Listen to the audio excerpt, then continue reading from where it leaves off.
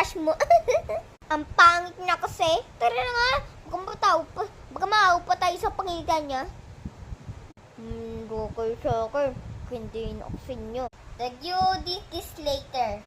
Sorry guys, I'm late. Sino yan? May bago pa tayong kaklase? Si Scarlett yan. Oh, hi. Ako pala sinabi niyang pangit dati. Boyfriend niya naman doon. Nasabi daw nila, ang ganda ko daw. Ikaw yan, Scarlett. Hindi pwede. Paano nangyari to? Magpaganda ka na lang, be. Baka habulin pa ako ng crush mo. Bahala ka. Bye. Scarlett, ang ganda muna. Ang sikreto mo. Maligo kasi kayo mga bes. Hala, di ba siya nang reject sa kanya? OMG. Sorry yung sinabi ko sa'yo, Scarlett. Pero gusto kita. Oh, eto, para sa'yo. Okay. So, tayo na? Pwede ka na umalis? Ang kabal din na mukha mo, no? Ayoko ko to.